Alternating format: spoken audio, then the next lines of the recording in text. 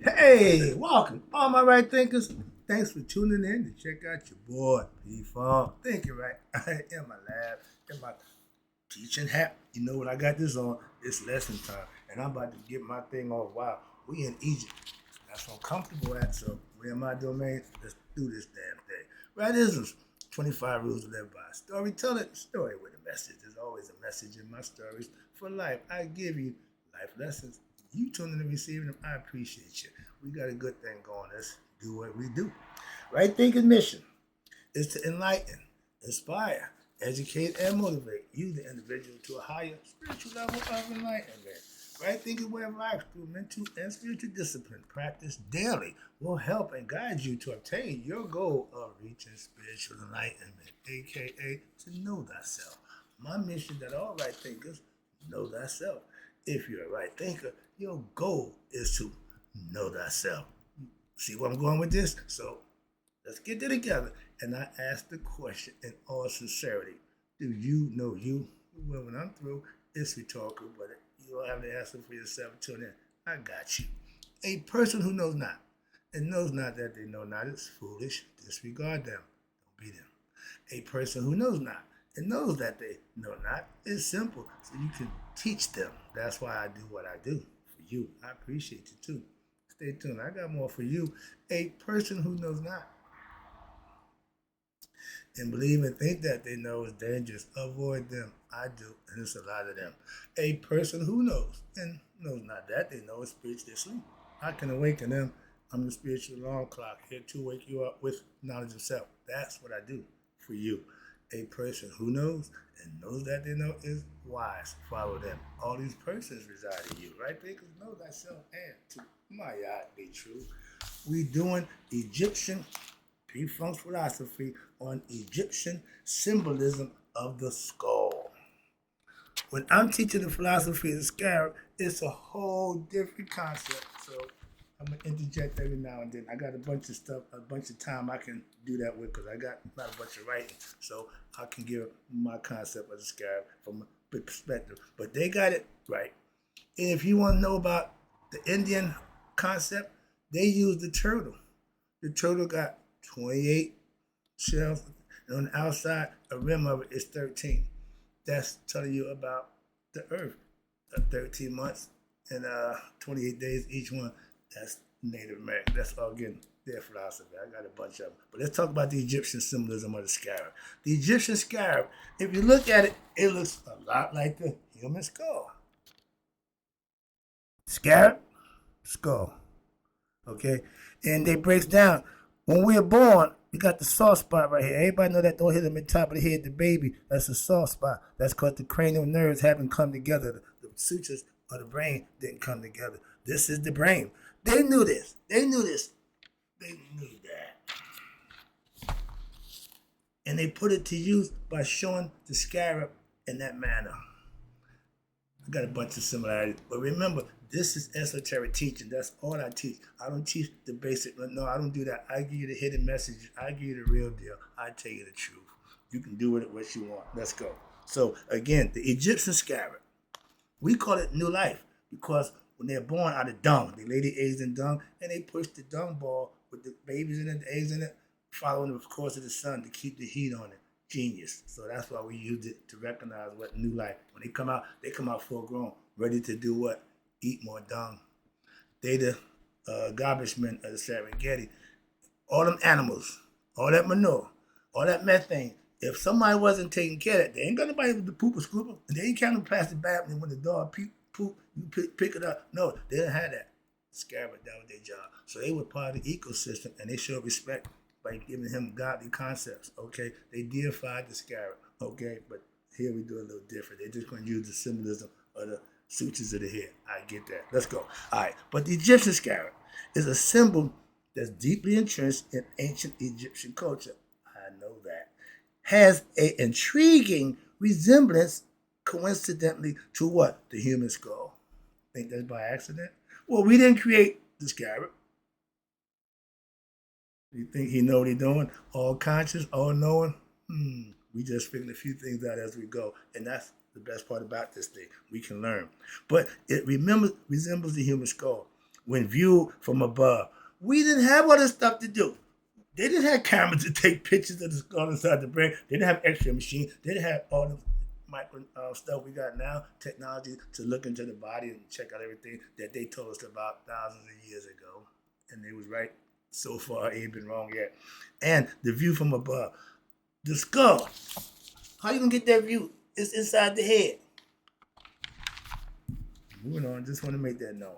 But okay, the similarity is particularly evident in the arrangement of the scarab's form, okay, which mirrors the major structure bones in the skull. They did more than what we thought they were doing. They was highly technical, okay, highly intellectual about the human body and how it worked, mainly the brain. And the scarab's body can be likened to the central part of the skull, while its head and thorax correspond to the carnal bones in the head. The cranial bones. The cranial, Specifically, what? The three major bones in the skull. I gave lesson, what's this? That this analogy encompasses are the frontal lobe, the parietal lobe, and the occipital lobe. Just get a lesson. But these bones play critical roles in the protecting of the brain and forming the structure of the head, much like how the scarab was believed to protect and guide in ancient symbolism. Symbolism from the ancient Egyptians. We saw the scarab in a more noble and glorious purpose that we could use for our benefit, and that one of them was how it mimics the skull. Intellect, okay? And you see down here, three different skulls right here. This is the baby skull with the cranial nerves open up. As you get older, it closes up. Even the Sphinx had a hole on top of the head.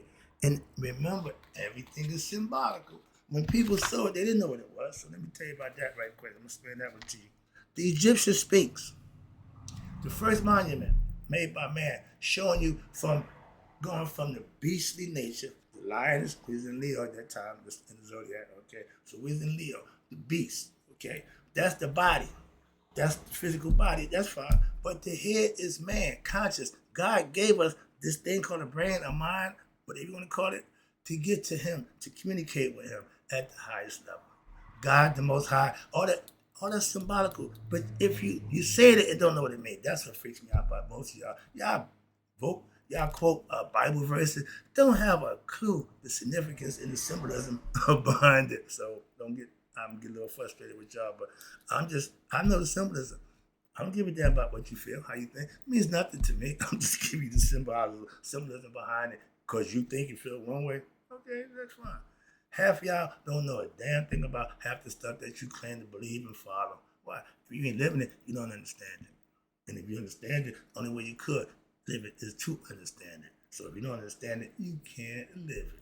Let's go. But the Egyptian Sphinx monument, iconic monument, situated near the Great Pyramid on Giza. But once it had a notable feature. What? A hole on the top of his head. Again, to the ignorant, it's a hole in the head of the Sphinx. But those who understand the profound enlightened knowledge will say, no, that's just showing you how symbolically they showing you it was a baby, it was a newborn concept. Why? The sutures hadn't closed up yet. And it won't because it's just, but they were showing the symbolism behind it. I love that. Boy, they was good. But the hole, watch this. This hole is thought to be symbolized for the frontala. They call it the frontal lobe, which is the soft spot on what? Newborn skulls. Sorry, I get excited. In infants, the cranium bones remain separate at birth, creating what they call the soft spot, which gradually closes as the child grows, and typically after 18, 19 months of age. So they knew that. That's what they're trying to tell you. Michelangelo put all his artwork, put all his messages coding in his artwork. Why? He knew that. The Egyptians been doing this since forever. Moving on. That's the knowledge that you want to have, the esoteric knowledge, the true meaning of something, not just the basic run-of-the-mill. That's for the ignorant, okay? True masters get the understanding of all things that they study and learn about, hence masters. All right, the main thing you want to master is yourself. That's why I come in at. I help you do just that. And again, oh my bad. So, yeah, sorry about that. But what they were symbolically telling you, they know new birth. They understand this thing down to that minute point of knowing the sutures of the brain. That's knowing yourself, okay? But it's all esoteric and mystical traditional teachings that the front lobe right here is said to reopen in individuals who what? You ready for this? Obtain a state of ultimate divine consciousness, aka we call it in Egypt nihas. Y'all call it awakening, spiritual enlightenment, whatever you call it. In India they call it nirvana. Okay, everybody got moksha. Everybody got a word for it, but the way to get it is the same. Everybody got to do the same thing. Okay, what's that? This heightened state that we reach over our ego self. I gave you that lesson already. But the heightened state of awareness is knowing and having the belief to what? This will occur when one's DNA, the inner workings of you, is fully activated. That means the nerve endings, everything internally got to work. Your chakra got to be open. Your mind got to be right. All those things play an important role. And they knew that. And they taught you that. And when it's fully activated, what? One chakras. And that means your body is perfectly what? Balanced, my girl. That's all you have control over. And this pinnacle, the spiritual awakening, ding, ding, ding, ding, ding, that's the goal for all human beings. We are spiritual beings having a human experience. We got to get past the human part and become spiritual again. Why? To go back home, become one with the original spirit that sent us in the consciousness. We become one with it. That's how you get back home. And the cranium bone, metaphorically in the head, opens up again. What? To release or to symbolizing a profound state of enlightenment and the ultimate connection with what? Your higher consciousness. Yeah, you see me rising my feet. I'm about to run up out of here. Mom's, my mother-in-law in South Carolina, this is her thing. I'm ready to run. And when you get excited like that, it happens internally. It don't happen from the outside. You don't get that from the outside. That's internal. And I get like that, I get crazy. Okay? Same people use anger, frustration to vent negative. I use it to put the positive philosophical structure that I can use it, that I can benefit and profit. Why? By implementing something that's good for you. That's the game. Name the game. And being knowledgeable, gain knowledge, and become conscious of who you are is the way to what? Go back home. Enjoying this, loving this, physical material. You come right back here. You ain't going home. This is your home. You like this. Okay? Like most of the guys in prison. They get institutionalized. And when they come home, first thing they want to do, man, I can't deal with this. That drives me crazy. I was locked up for 3.5 years. That wasn't long enough to institutionalize me. I live in the sea. I live better out here than I ever did in there. So that don't work for me mentally. That frame of mind is just wrong. That's wrong thinking. But watch this. The hole in the Sphinx head.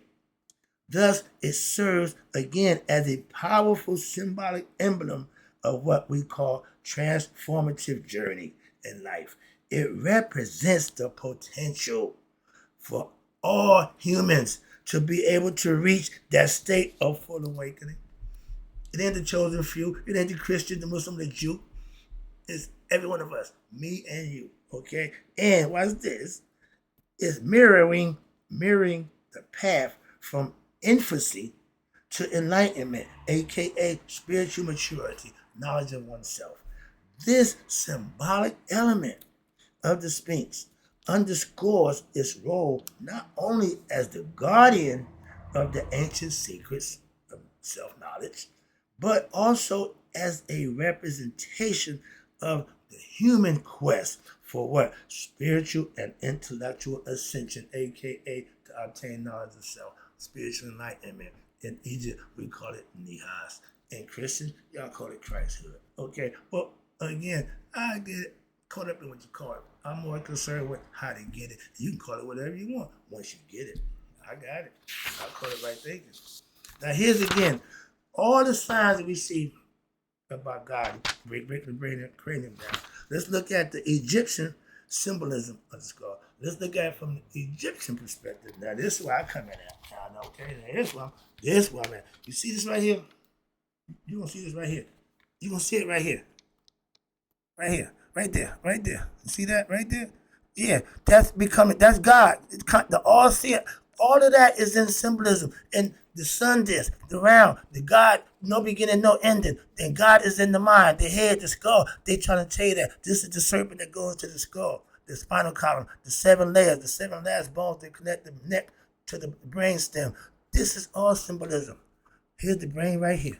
There go my eye right there. There you go. And this looks like the eye. This is symbolic. How did they know that? Way back then. They didn't have these pictures to show. This is the brain stem. Oh, we about to get it deep. We about to do this damn thing. This is symbolism at its best. Esoteric teaching you, giving you hidden meanings of what stuff you see every day and have no idea what it means.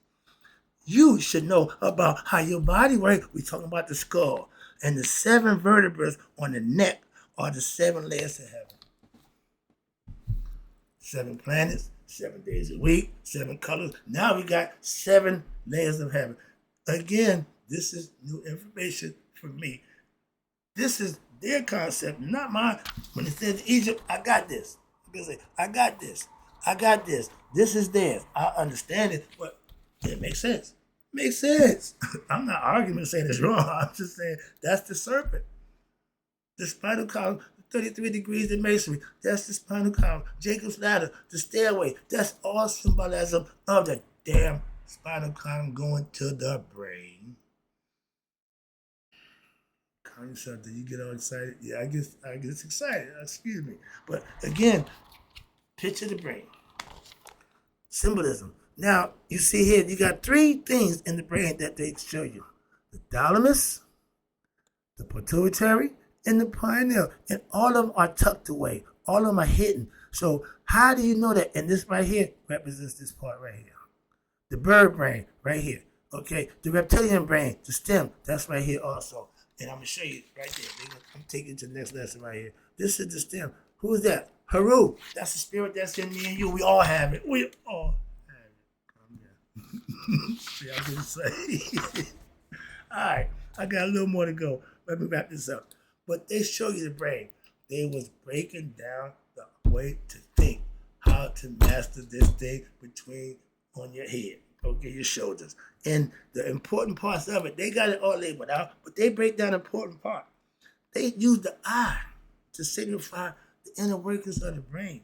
And that little thing right there, that pineal gland, the pituitary gland, and the thalamus, those are all intricate workings that the brain uses. They knew that thousands of years ago. I gave the story about the 3 wise men, the thalamus, the pituitary, and the pineal gland. But the pineal gland is considered to be female, not male. Okay, another story. Joseph is the pituitary gland, Mary is the pineal gland. And they break it down. It's all symbolism. And I can do this all day, but I ain't got that much time. So I'm going to take you one more. I got one more lesson for you before I turn you loose. Oh, I got more, but I got to get something this morning Saturday. See right here? The brainstem? This is Haru. That's the spirit. Recognized by the falcon. First of all, you want to know why the falcon? Okay, see this it look like a bird. Okay, that's the stem, the brain stem. And Christians call it Christ. How about this? Christ is Haru. Okay, same thing. From God to you. And they show the picture with God on top, Christ coming down the breast stem to the people, the body. This all telling you about the physical body from head to toe. But intricate work and the internal workers. This guy does it, the outer workers. I understand it, I get it. Why? You can't have one without the other. Okay, I'm learning about the outer more than I ever did. Why? I'm more concerned with the inner. I'm just telling you, and I'm learning as I go. And it makes sense. I put this together easy, like a puzzle. The pieces fit. Well, I'm putting them together right now. The brainstem, wrap it up for you right quick. Falcon or Haru and the brainstem. The brainstem looks like this. That's it right there. Haru looks like this. It's the reason why. Let me read. See, break it down for you. This is the fun part right here. When you see something, okay, the mind sees it. Now the ears got to hear information to interpret it. And when they work together, you got understanding. You got enlightenment. Let me see if I can do that for you right quick. The falcon of Haru is revered, okay? Revered symbol in ancient Egyptian mythology. Why? Because often it's associated with the attributes such as it's the fastest flying bird in the air, over 250 miles an hour. Look up the peregrine falcon. he flies so fast, he don't claw. He balls his claws up and make fists and punch you in the head, knock you out. Like a bullet, okay? Commercial, that guy, he off the hook. But they use his skill, his God-given talent, to show you can implement that and manifest within yourself. That's why the spirit is recognized by the falcon, a bird that with wings. And the eagle is recognized by what? A four-legged animal, earthbound. It can't ascend. That's why your ego is earthbound. Your spirit can ascend. That's the concept. From my philosophy. Get back to this and see. I get to going. I won't stop. I just keep rolling. All right, let's get back to the falcon concept. And again, it's because the attributes is speed, sharpness, and precision. You can't get away from that guy. You can't outfly him. In the water, he can come and get you. On land, you don't stand a chance. So, yeah. But these qualities, this is like the lion, the king of the jungle, the falcon, he's the best man. But these qualities, again, God-given qualities for him, for that purpose. We use that purpose in showing you in his attributes what we should be doing, how it can be done. But these qualities are not just poetic abstractions, but are deeply rooted in the nature of the falcon itself, his talent that God gave him, which is the fastest bird on earth. He had a capability of incredible agility. He ain't the one to mess with. And his accuracy is second to none, and his movements are graceful. The symbolism of the falcon, again, goes beyond its physical prowess. Why? It extends into the realm of human body, particularly in its resemblance of what? The human brain stem from the head to the body, connecting it to make it work. Okay, that's the purpose of the brain stem. Watch this. When we observe the falcon, aka Haru, the spirit that's in me and you, the physical similarities between the bird and the human brainstem are striking. The brainstem, a crucial part of your central nervous system connecting the body to the head, again, is responsible for what? Transmitting vast amounts of electrical signals and information from what? Your brain down the spinal cord, which then what? Disseminates these signals throughout the nervous system. That's how the body functions. Come on now. If I'm in church, I'll ask for, come on, somebody. I need a yes man. But this process, they understood it. And they knew it was vital for the human body overall function and coordinating everything from reflexes to complex motor function. Bruce Lee is a bad man. He took that exercise to a whole nother level. I watched him lately. And this fits into, he hit faster than you could think. Your reaction time, he done hit you, move the hand back. You done be like, I've been hit. he already back in his stance, ready to hit you again. That's fast. I'm just watching him. He was incredible. All right. But he showed you how daily practice, you can master, you could go way beyond the norm. I do the same thing with my studying. I'm not hitting, kicking, jumping over nothing. I'm thinking my way through this damn thing, and I'm doing just fine. Let's go. Wrap it up for you right here. All right. The brainstem must perform these tasks with what? Exceptional speed and accurate precision and sharpness, mirroring what? The same attributes of the falcon. That's how you use it. Perfect. Just as the falcon relies on its incredible speed and its accuracy to survive and thrive in the wild, we can do the same thing. The brainstem ensures what? That the body communication network operates efficiently, sending and receiving what? Signals with the utmost accuracy and speed throughout the body, instantaneously.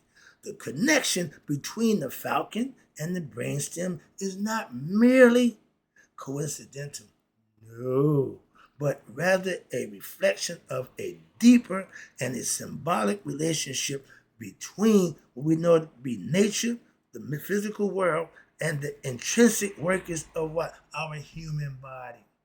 You can make it do pretty much what you want it to do. Bruce Lee proved that. But I'm trying to prove it with being able to think and comprehend and understand.